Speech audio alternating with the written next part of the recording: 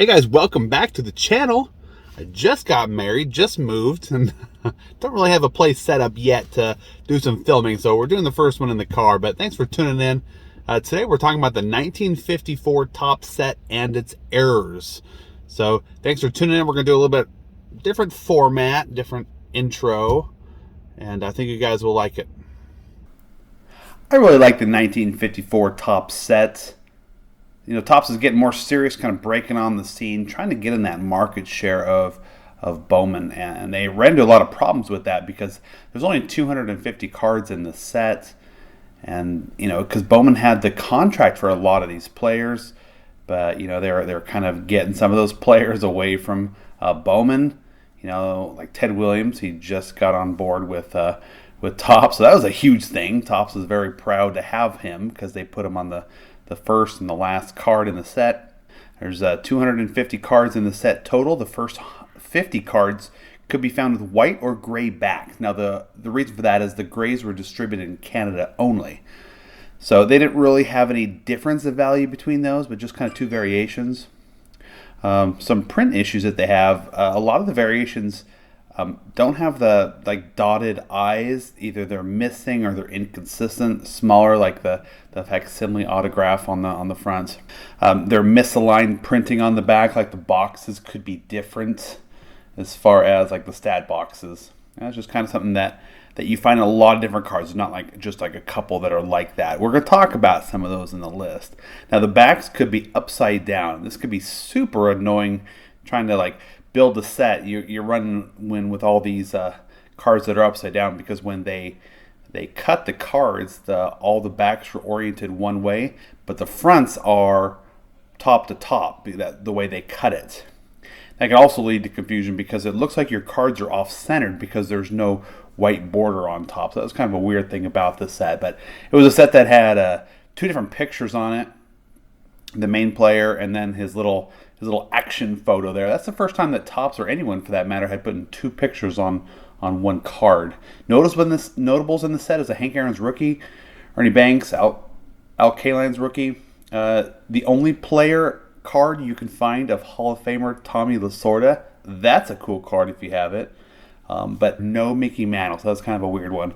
Al Kaline's rookie card has different background color variations. It can kind of range from like an orange to a red. So not really one that is recognized by Beckett and doesn't really command any extra value. Card number 204 is of Angel Skull. Now, despite having a strange name, not really an error card, except this one's interesting because he never actually played in the big leagues. He was a minor leaguer only. He was anticipated to play. They made his card and then he never did. So it's his only card. It's his rookie, even though he never played a major league game. Another interesting one here is card number 139. This one has the O'Brien brothers on it. So the O'Brien brothers, they were actually twins. This is not the first time twins have played Major League Baseball, but this card is significant because it's the first time two people have appeared on one card. That was something that's never been done before. Cards aren't really worth that much, and that much more anyway, but it's kind of holds a significant record for that reason. So a bunch of errors in the set. Most of them are date of birth errors again.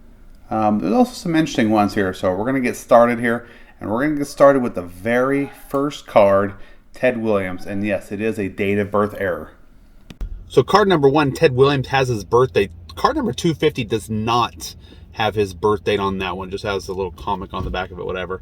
But it's funny about his birthday is that it was actually August 30th of 1918. Well, a lot of his cards have October 30th of 1918. A lot of people don't know why that is. You don't usually lie about your age when it's 2 months, but he did. He actually gave the wrong birth date so that it looked like his birthday wasn't during the playing year of baseball, so it wouldn't distract and take away from his performance. All right, moving on. Card number 14, Preacher Row. This one's interesting. It's an uncorrected error, has February misspelled on the back. Card number 19, Johnny Lippin, says White Sox on the back when he should have been playing with the Orioles. It's corrected on the front of the card, but the back simply has the wrong team. Kind of a strange one.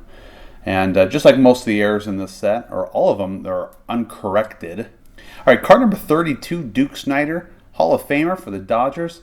This is one of the examples where the I is not dotted on the front on some cards. So some have the missing dots, some have the dots, okay? So that's kind of a common one. It even affected some of the Hall of Famers. And moving on, card number 36, Hoyt Wilhelm, also a date of birth error. Old Sarge, as Hoyt Wilhelm was nicknamed, because he was in World War II. He was actually 30 years old when he went into baseball, and he pitched till he was nearly 50. So he was very much a longevity career. A really cool guy, Hall of Famer. All of his cards have the wrong date of birth, and I don't know if they really know why that is. After he died, they actually examined his birth certificate, and they found that it was actually 1922 instead of 23, as it shows. Card number 52, Vic Power, date of birth should be 1927. Number 60, Frank Baumholtz, date of birth should be 1918. And number 93, now this is a weird one. This is Sid Hudson. He's got issues with his action photo. So thank you, Nick, for this one. I'm going to put a post of Nick's Facebook page down in the description there. He's got a error page on Facebook, and he does uncover a lot of these here, and where he actually finds this. This card is card number 93, Sid Hudson, where the little second picture down there, I'll throw a picture of it.